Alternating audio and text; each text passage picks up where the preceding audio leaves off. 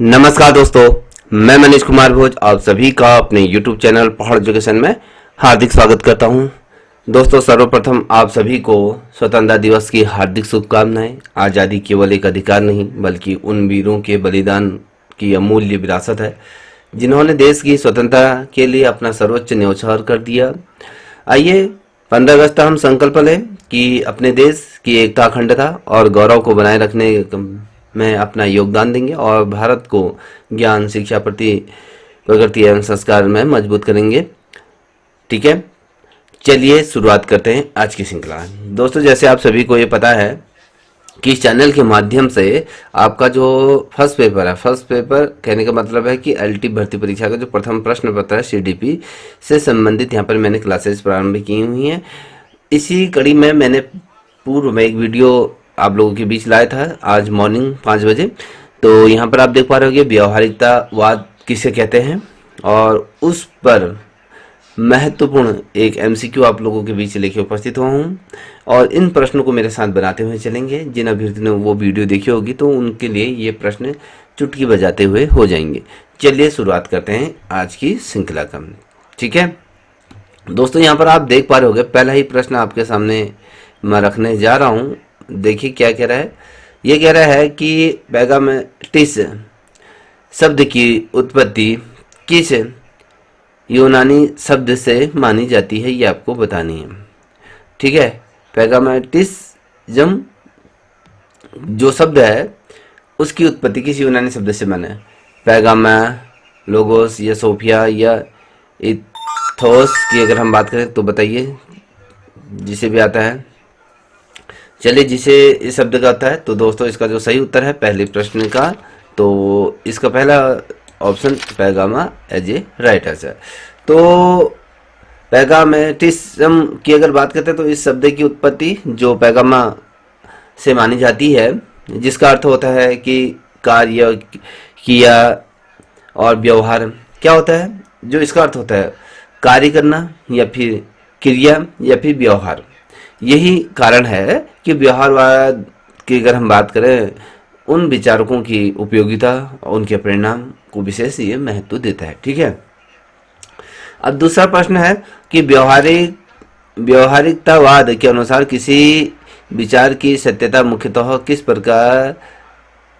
किस आधार पर परखी जाती है।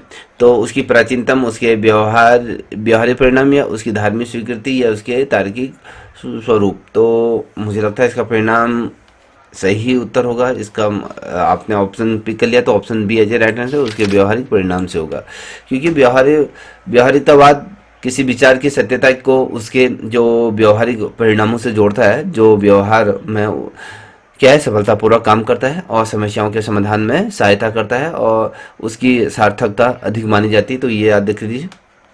तीसरे नंबर का प्रश्न उत्तर देते हुए चलेगा।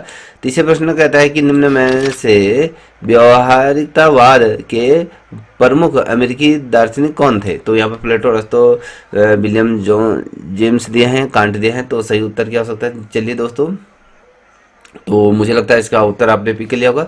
तो इसका जो सही उत्तर है वो option C William James as a right answer है, क्योंकि विलियम जेम्स व्यवहारिकतावाद की अगर हम बात करें तो इसके प्रमुख दार्शनिक के रूप में माना जाता है। उन्होंने व्यवहारवाद को कहीं ना कहीं व्यापक दर्शन और मनोवैज्ञानिक आधार ये दिया है। और इनके अतिरिक्त अगर आप देखोगे पीसी जो साथी जॉन डिविक, क्या कुछ प्रमुख दार्शनिक और भी हैं। ठीक है, अगर आप देखोगे चौथे नंबर का प्रश्न है व्यवहारिकतावादी शिक्षा में विद्यार्थी की भूमिका मुख्यतः कैसी मानी जाती है। निष्क्रिय श्रोता, अनुकरणकर्ता या केवल विद्यार्थी या सक्रिय सहभागिता। तो सही उत्तर क्या होगा? तो इसका जो सही उत्तर होगा वो सक्रिय सहभागिता ही एज ए राइट आंसर है, क्योंकि व्यवहारिक शिक्षा में क्या होता है, विद्यार्थी निष्क्रिय होकर शिक्षक को सुनने वाला नहीं होता है। वह क्या करता है? प्रयोग करता है, प्रश्न पूछता है, समस्याएं हल करता है और अनुभव प्राप्त करता है, और इसीलिए विद्यार्थी क्या है, सक्रिय उसमें भागीदारी होती है। तो ये याद रखिएगा। अब यहाँ पर देख पा रहे 5वें नंबर का प्रश्न है कि जॉन डिवी के शिक्षा दर्शन का केंद्रीय आधार क्या है। अनुभव है, दंड है, रटने की प्रतिक्रिया है, शास्त्रीय अनुशासन है। चलिए, जिसे भी आता है आंसर दीजिए। दोस्तों, जो भी वीडियो को देख रहा है, अगर आप गलती से जुड़ गए तो प्रश्न को देखिए। एलटी का पेपर कोई मजाक नहीं है निकालना, ठीक है, इस चीज़ को आप समझिएगा। तो सही उत्तर क्या हो सकता है पांचवी का? तो इसका जो सही उत्तर होगा कि जॉन डीवी का जो शिक्षा दर्शन का जो केंद्र आधार क्या है, ये होता है अनुभव पर आधारित होता है। क्योंकि जॉन डिविक ने जो शिक्षा में क्या कहा, अनुभव को केंद्र स्थान दिया। उनके अनुसार अगर आप देखोगे तो ये शिक्षा ये ऐसी प्रतिक्रिया होनी चाहिए जिसमें बालक अपने अनुभवों के माध्यम से क्या करता है, सीखता है और अनुभवों का पुनर्गठन करता है। तो अब छठे नंबर का प्रश्न देख पा रहे होगे, यहाँ पर कहता है व्यवहारिकतावाद में शिक्षा का मुख्य उद्देश्य निम्न में से कौन सा है? केवल धार्मिक ज्ञान देना होता है, बदलती परिस्थितियों के अनुकूल व्यक्ति का विकास करना होता है, केवल परीक्षा में सफलता या परंपराओं को ज्यों का त्यों बनाए रखना होता है। तो ऑप्शन बिल्कुल सरल से क्वेश्चन रखे हैं, तो ऑप्शन बदलती हुई परिस्थिति के अनुरूप क्या करना होता है, विकास करना होता है। ठीक है, क्योंकि ये क्यों किया जाता है? क्योंकि व्यवहारिकतावाद की अगर जहाँ तक मैं बात करूँ ना, तो शिक्षा को जीवन का वास्तविक क्या है, परिस्थितियों से जोड़ता है। और इसीलिए अगर आप देखोगे जो शिक्षा है, शिक्षा का उद्देश्य क्या होता है, बालक को बदलती परिस्थितियों में सोचने का और निर्णय लेने के लिए और उसके अनुकूल योग्य बनाने का मेन उद्देश्य होता है। ठीक है, यहाँ पर आप देख पा रहे हो लर्निंग बाय डूइंग का सबसे निकटतम संबंध किस दार्शनिक से है? रूसो से, प्लेटो से, जॉन डिविक से है या हर्बर्ट का? तो आप सभी को पता है किससे है, option C John Dewey as a right answer है। तो जो लर्निंग बाय डूइंग की अगर बात करते हैं, इसका जो अर्थ होता है करके सीखने का विचार। जॉन डिविक की जो व्यवहारिकवादी शिक्षा में ये क्या होता है, अत्यंत महत्वपूर्ण होता है। और विद्यार्थी स्वयं कार्य करके क्या करते हैं, अनुभव प्राप्त करते हैं, उसके माध्यम से ज्ञान विकसित होता है। तो ये याद रख लीजिएगा। और उसके बाद आप देख पा रहे होगे यहाँ पर 8वें नंबर का प्रश्न है, व्यवहारिकतावाद के अनुसार पाठ्यक्रम कैसा होना चाहिए? आप पाठ्यक्रम की कैसा होना चाहिए? पूर्ण स्तर होना चाहिए, केवल साहित्य आधारित होना, केवल परीक्षा केंद्रित होनी चाहिए, बालक की रुचि एवं जीवन की आवश्यकताओं पर आधारित होना चाहिए। बिल्कुल सही है, option D as a right answer है कि बालक की रुचि एवं जीवन की आवश्यकताओं पर आधारित होना चाहिए। तो ये याद रखने। अब क्या होता है, जो व्यवहारिकतावाद के आधार पर अगर आप देखोगे ना, जो पाठ्यक्रम में क्या होता है, बालक और समाज की जो बदलती आवश्यकता है उसके अनुसार उसे बनाया जाए तो वो बेहतर होता है। उसमें जैसे गतिशील, अनुभवात्मक, जीवन उपयोगी ये पाठ्यक्रम होना चाहिए। अब वहीं पर व्यवहारिकतावाद में शिक्षक की भूमिका मुख्यतः किस रूप में देखी जाती है? आप सभी को पता है, मार्गदर्शक, सहायक और या सर्व नियंत्रण या कठोर अनुशासन, केवल पाठ्य पुस्तक। तो option A as a right answer होता है। तो व्यवहारिकवादी जो शिक्षा में अगर हम कक्षा में अगर देखोगे, जो शिक्षक होता है सर्वज्ञ और निरंकुश व्यक्ति बिल्कुल भी नहीं होता है। वो एक ऐसी परिस्थिति का निर्माण करता है जिसमें क्या कहता है, जो विद्यार्थी है वो स्वयं करके सीखता है और शिक्षक उसकी जो भूमिका रहती है वो मार्गदर्शक, सहायक और साथ ही सुविधा प्रदत्त के रूप में वो होती है। तो ये अधिक जो आपको मैंने पढ़ाया है उसी के भीतर से क्वेश्चन बना के रखें। फिर उसके बाद थोड़ा सा प्रश्नों के जो अगली दूसरी जो वीडियो लाई जाएगी उसका स्तर आप देखोगे, वो आपके नेट और जो पीजी लेवल का वो मैं रखूंगा। तो जहां से क्वेश्चन आएंगे तो वहां से आप क्वेश्चन बना लोगे। ठीक है, अब यहाँ पर आप देख पा रहे 10वें नंबर का प्रश्न, व्यवहारिकतावाद में ज्ञान का विकास मुख्यतः किसके माध्यम से होता है? जन्मजात विचारों से, अनुभव एवं क्रिया से, केवल धार्मिक अनुभूति से या परंपराओं के अनुकरण से? तो आप सभी को पता है ये केवल क्या होगा, अनुभव एवं क्रियाओं से होगा। तो अनुभव क्रिया क्या है, जो व्यवहारिकतावाद के अगर क्या आधार पर अगर देखो तो ज्ञान क्या होता है, निष्क्रिय रूप से क्या है, प्राप्त नहीं होता है। ये व्यक्ति क्रिया करता है, अनुभव प्राप्त करता है और जब वो परिणामों का निरीक्षण करता है और उनको सीखता है। ठीक है, अब वहाँ पर 11 नंबर का प्रश्न देखिए, निम्न में से कौन सी शिक्षण विधि व्यवहारिकतावाद से सर्वाधिक संबंधित है? व्याख्यान विधि है, शाब्दिक विधि है, प्रयोजन विधि है, केवल पाठ्यपुस्तक है? तो इसका जो सही उत्तर क्या होगा, अगर आपने पिक लिया तो ठीक है, ये आपके प्रयोजना विधि है, ये राइट आंसर है। अब हमने कहा कि प्रोजेक्ट मॉड्यूल की अगर हम बात करेंगे तो इसमें व्यवहारिक जो शिक्षा है ना, उसकी एक महत्वपूर्ण विधि के रूप में हम इसको मानते हैं। इसमें क्या होता है, जो विद्यार्थी होता है वो वास्तविक कार्य या फिर आपके जो समस्याओं पर योजना बनाना कार्य करता है। इससे क्या होता है, उसका जो व्यवहारिक ज्ञान से कहीं ना कहीं हम उसको जोड़ देते हैं।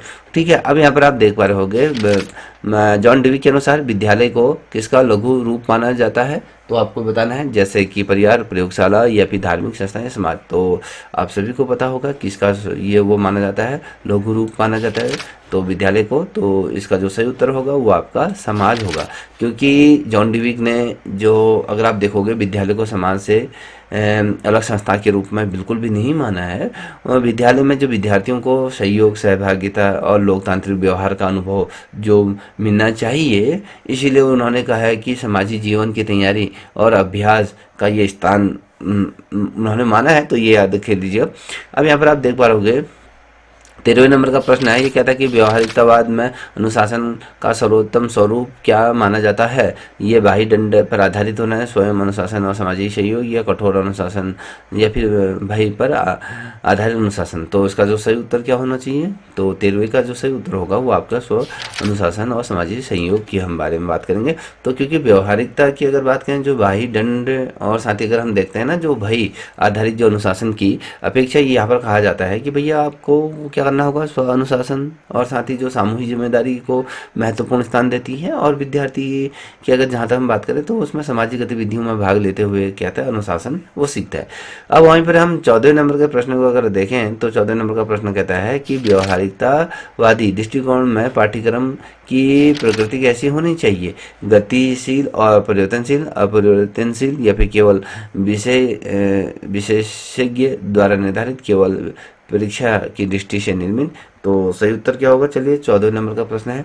तो 14वें नंबर का जो सही प्रश्न है वो गतिशील और परिवर्तनशील ये होता है, क्योंकि समाज और जीवन की जो आवश्यकताएं क्या होती हैं, बदलती रहती हैं। और इस आधार पर अगर देखोगे, जो व्यवहारिकतावाद के अनुसार अगर देखोगे, पाठ्यक्रम क्या होना था, गतिशील होना चाहिए और समय और उसकी परिस्थितियों के अनुरूप उसमें परिवर्तन किया जाना चाहिए। तो ये व्यवहारवादियों का कहना है। और साथ ही अगर आप देखोगे, व्यवहारिकतावाद में समस्या समाधान की प्रतिक्रिया का मुख्य महत्व क्या है, विद्यार्थी को उत्तर याद करवाना है, शिक्षक का कार्य कम करना है, चिंतन और व्यवहारिक निर्माण क्षमता को विकसित करना है, या पाठ्यक्रम समाप्त करना है।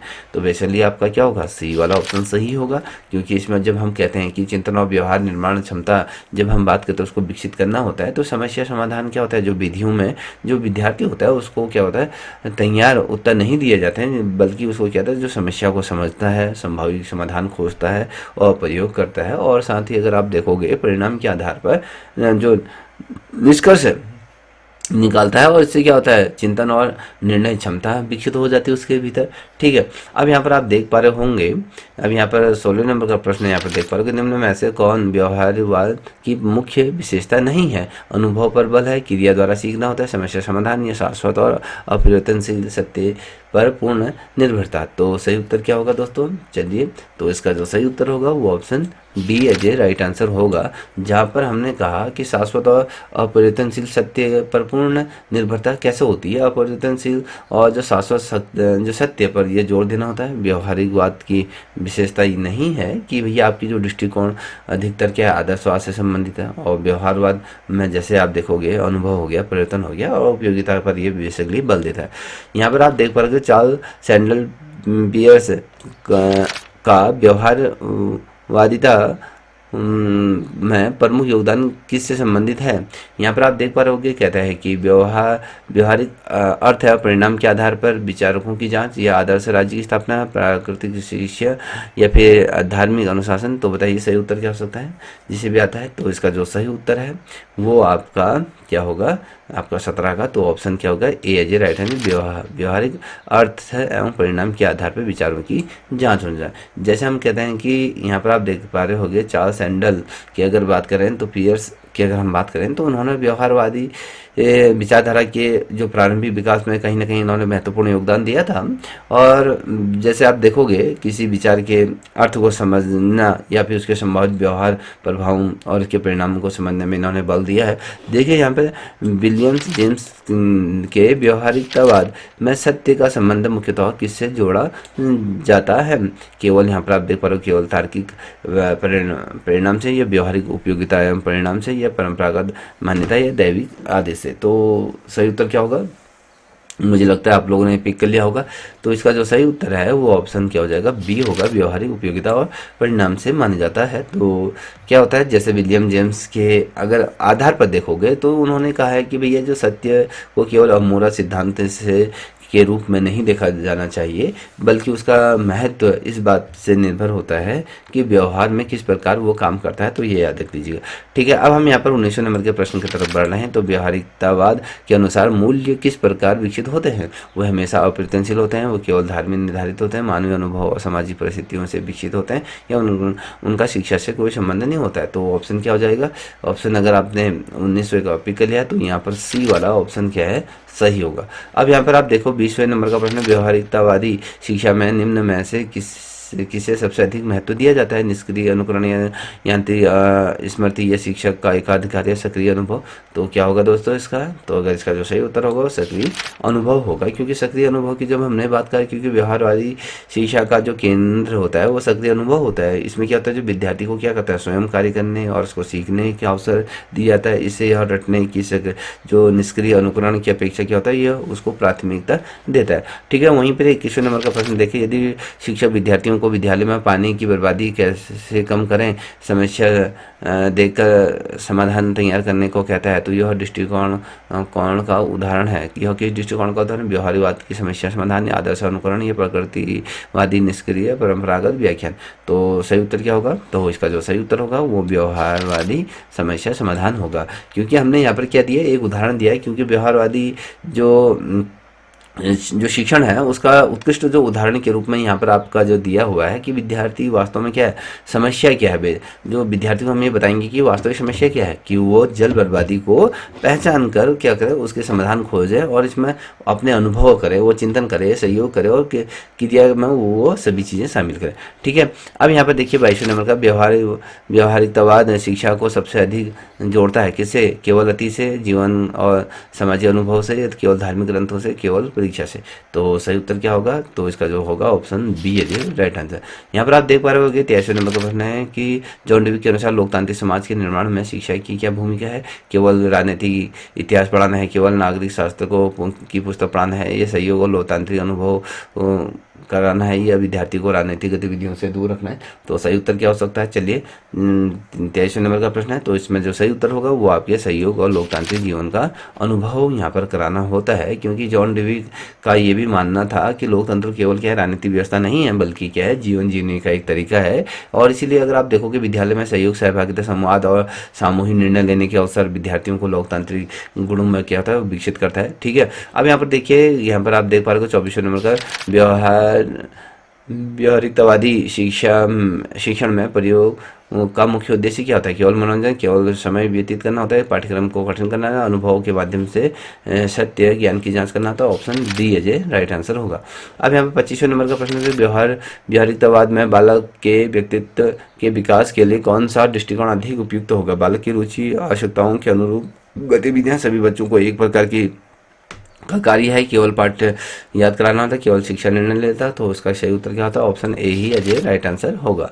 ठीक है, अब यहाँ पर देखिए 26वें नंबर का प्रश्न है कि व्यवहारिकतावाद और आदर्शवाद के बीच प्रमुख अंतर क्या है? तो दोनों पूर्ण समान है, या व्यवहारिकता अनुभव और परिवर्तन पर, जबकि आदर्शवाद शाश्वत मूल्यों पर अधिक बल देता है, और आदर्शवाद अनुभवों को सबसे अधिक महत्व देता है। व्यवहारवाद किस प्रकार के मूल्यों को स्वीकार नहीं करता है? तो इसका जो सही उत्तर क्या होगा? चलिए, आपने अगर पिक लिया तो ऑप्शन जहाँ तक होगा इसका बी ही अजय राइट आंसर होगा। अब यहाँ पर 27वें नंबर का प्रश्न देख पा रहे हो, कहता है कि व्यवहारिकतावादी शिक्षा में सामाजिक सहयोग का महत्व क्यों है? क्योंकि इससे पाठ्यक्रम समाप्त हो जाता है, इससे शिक्षक की आवश्यकता नहीं रहती है, क्योंकि व्यक्ति सामाजिक जीवन में अनुभव एवं सहयोग के माध्यम से सीखता है, क्योंकि यह प्रतियोगिता समाप्त करना है। तो सही उत्तर क्या होगा दोस्तों? ऑप्शन सी है जे राइट आंसर होगा।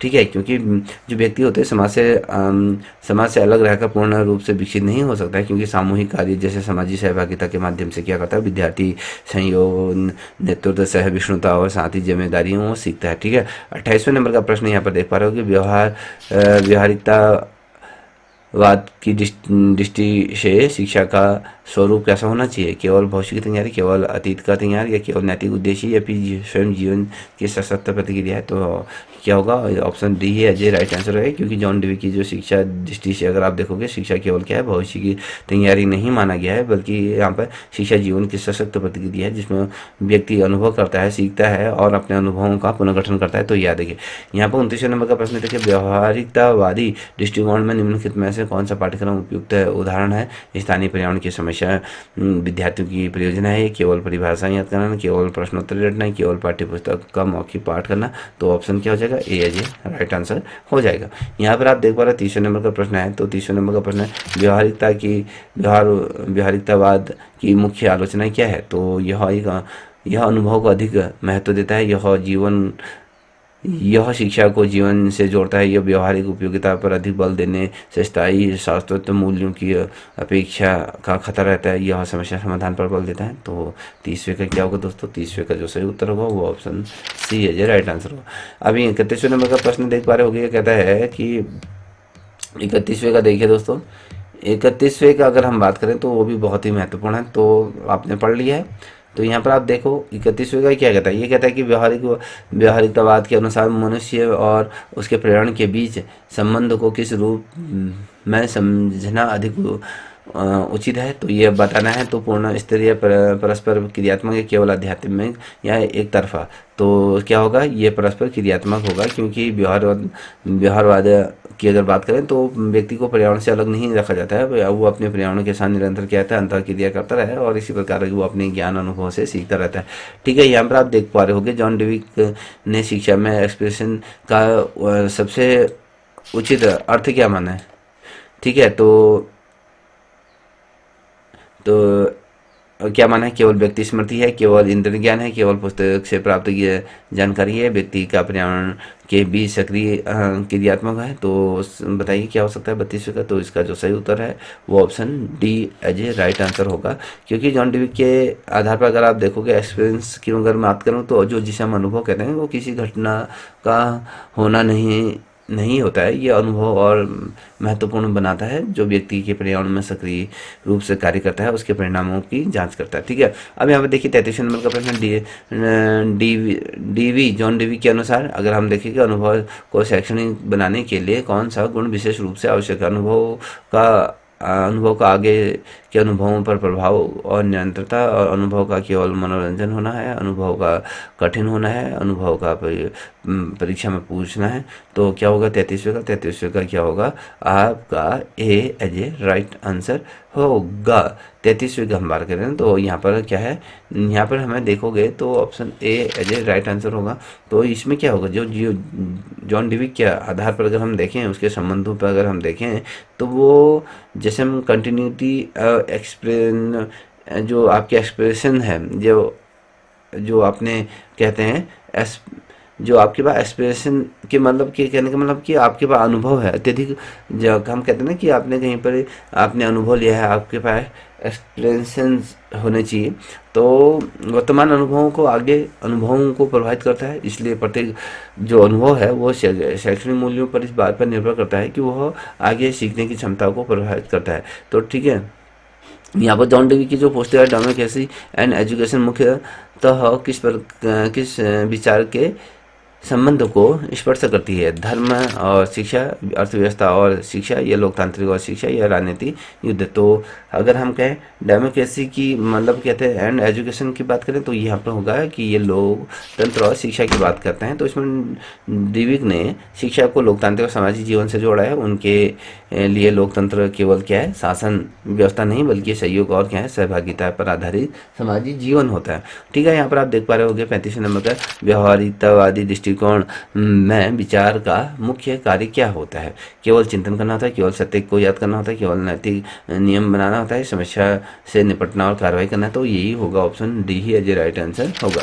ठीक है, अब यहाँ पर आप देख पा रहे होंगे 36 नंबर डीवी की समस्या समाधान पर आधारित चिंतन की प्रतिक्रिया का आरंभ सामान्यतः किससे होता है। यहाँ पर निश्चित निष्कर्ष से, वास्तविक समस्या या कठिनाई की अनुभूति से, या फिर शिक्षक के अंतिम उत्तर से, या फिर पाठ्य पुस्तक के सारांश से।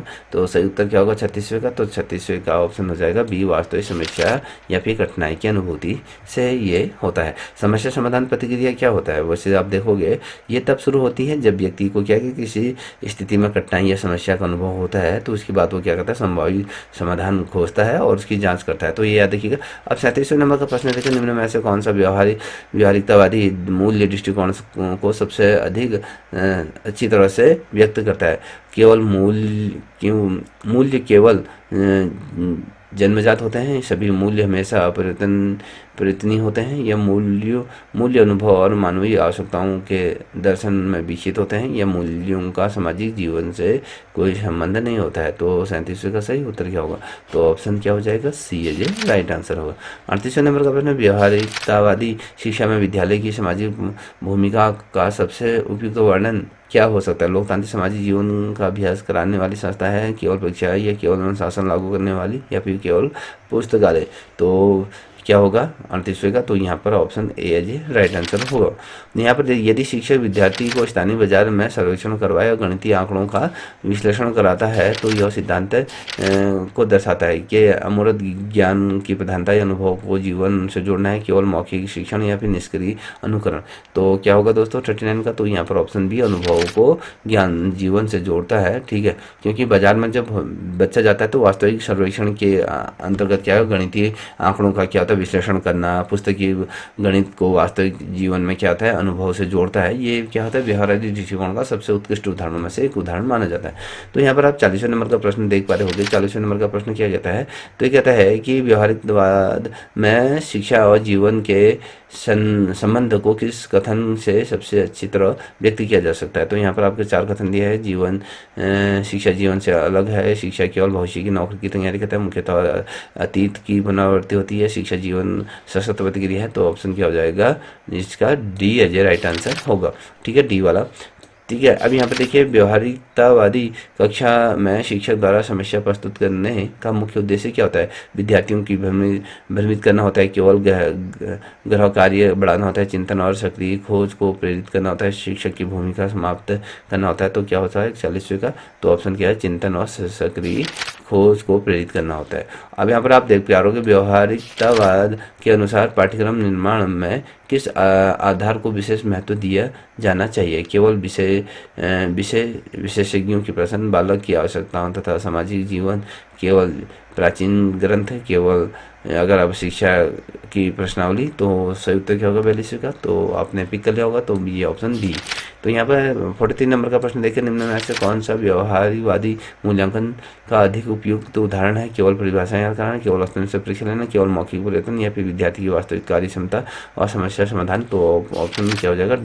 ये सही होगा। ठीक है, अब यहाँ पर 44 का देखिए, व्यवहारिकतावाद में जो ज्ञान को स्थिर मानने के बजाय किस रूप में देखा जाता है? तो अनुभव के साथ विकसित एवं पुनर्निर्माण होने वाला, तो पूर्णतः जन्मजात है, केवल धार्मिक है, हमेशा अपरिवर्तनशील है। तो सही उत्तर क्या होगा दोस्तों?